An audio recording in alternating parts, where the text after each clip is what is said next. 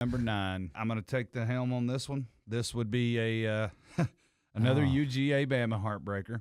Absolutely. If you look at it from an unbiased standpoint, one of the greatest college football championship games ever played. Scoreless first quarter. UGA puts up 13-0 going into the half.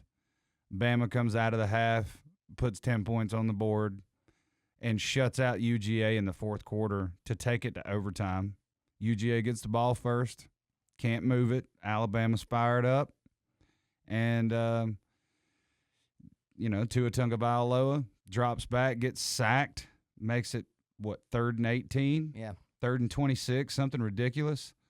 And then for whatever reason, we left the Heisman Trophy winner, 101, on the outside in overtime where there is zero forgiveness. And all Tua did was throw it as hard as he possibly could in exactly the right spot. And that's ball game. And not to mention, this is one of the greatest coaching calls at halftime ever. You took a Heisman candidate out and benched him at halftime and put a freshman in no one's ever heard of, much less be able to pronounce his last name.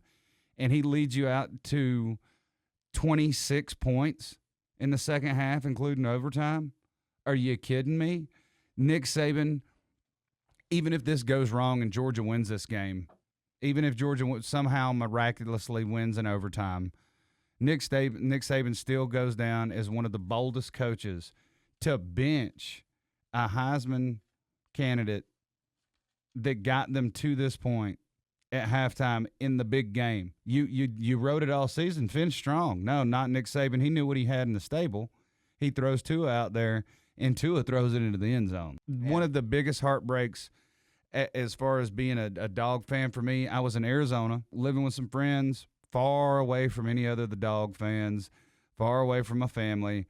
Two of my roommates, neither one of them care for football, much less college football. We got a hockey fan and a basketball fan in the house there. Alabama starts making a comeback, and I start expressing to them my experiences over the years of how Bama always finds a way to squeeze it out in the end and beat us. And unless we're winning by 50, I'm never comfortable until the clock runs out. So going into overtime, I was like, guys, we're going to get the ball first, and if we don't score, we're going to lose this game. And then when that happened, they both were like, hey, man, that you're wrong. Don't worry about it. Your defense been playing great all game. And I'm like, no, they haven't. They played great in the first half when they shut out Jalen Hurts, who they were thoroughly prepared for. So we prepared for an RPO mobile quarterback, and then you brought out a thoroughbred, pure passing quarterback, pocket passer in Tua Tagovailoa, and he absolutely lit us up. We weren't ready. I don't know why we didn't have an in-game adjustment in the third quarter that made a difference,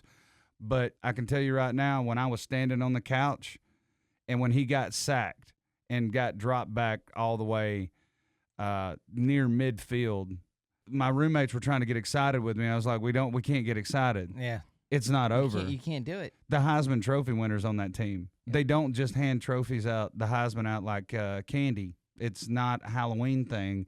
You have to be the absolute best. Yep. Throughout the entire season. You can't miss a game or two. No. Nobody wins a Heisman by missing a couple games.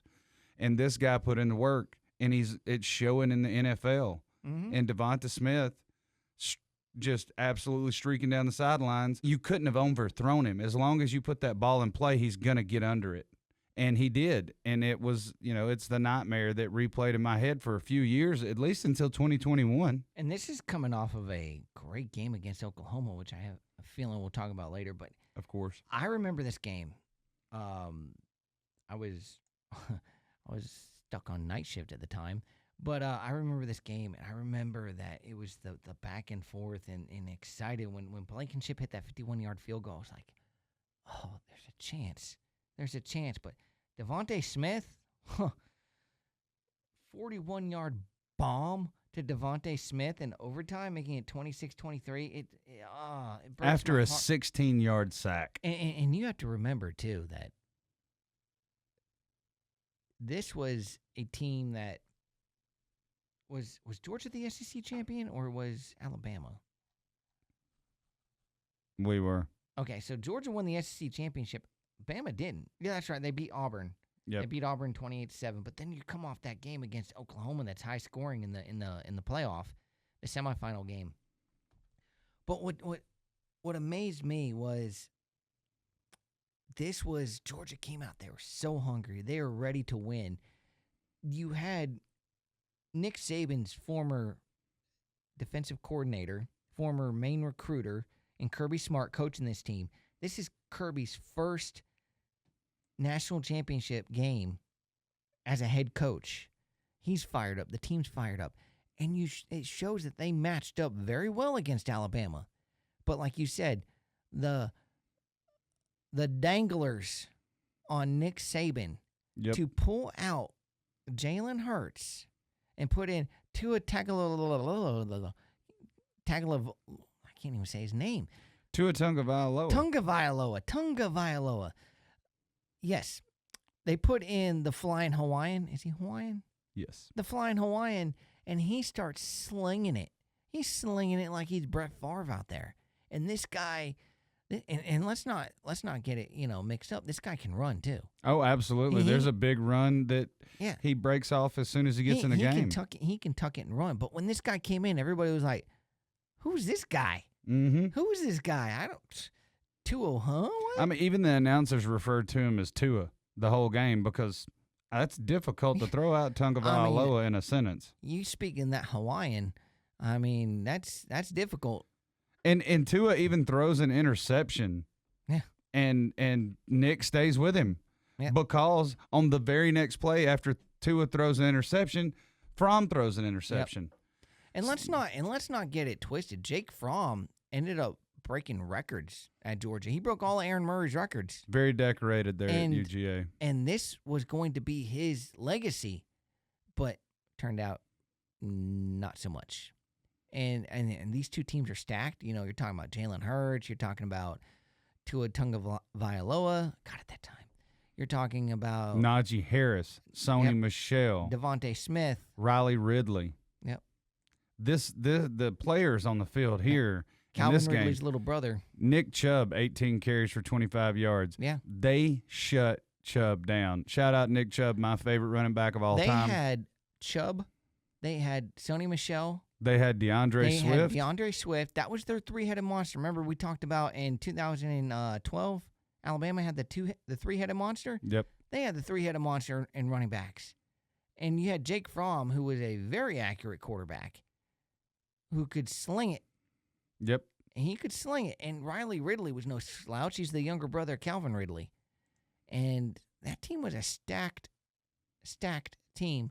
This was the prelude to that team in 2021 that was so awesome. Yep. That was the number one defensive team in all of college football ever. Josh Jacobs was returning kicks. That's crazy. For Alabama. There's a NFL player. Trayvon Diggs, Alabama. It's ridiculous.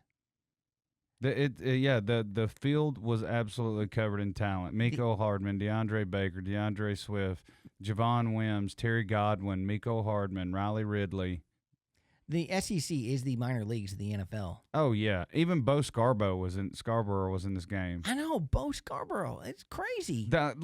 Alabama had a three-headed monster: Josh Jacobs, Damian Harris, and Bo Scarborough. And Damian Harris, Patriot. But in both and Najee Harris. Yeah, and Najee Harris. Steelers. It's crazy. That is ridiculous. The talent on the field for this game, incredible. But the Philadelphia Eagles have a lot of Bulldog players. That's right, Go Dogs. But they also have Jalen Hurts. They also have Devontae Smith. And they also have DeAndre Swift now on their team. This is ridiculous. Like, half these players on these teams play for the Philadelphia Eagles. It's crazy. I think this game, though, it will go down as an all-timer. It will go down as probably Nick Saban's best coach game, one of his best coach games of all time. Has to be. For the foresight, I mean, he pulled a Belichick. That's a Belichick-type move. I'm going to pull a quarterback out mid-game because I know that they're prepared for an RPO quarterback. I know the guy across from me on the other sideline. I know how meticulous he is about preparing for quarterback. Yep. They'll never expect me to take Jalen Hurts out. Let me take him out. And they put in Tua. And then the next year, don't they flip it? They take Tua out and put Jalen Hurts in? Yep, they do. Let me tell you a fun fact about this game. This is my most hated stat about the entire game. Devontae Smith, he caught one pass for 41 yards and a touchdown in that whole game. Was the game winner. That's the only pass we let him catch. But isn't that how greatness Yep. is defined? To hunker down and to focus in and just see that ball come out like a freaking beach ball out of the guy's hand and crush it. That was Devontae Smith. He focused in and caught that pass. Yep. It was the one pass, but it was the one that mattered. It was the only one that mattered. And he was open for 6 yards in every direction. Yeah.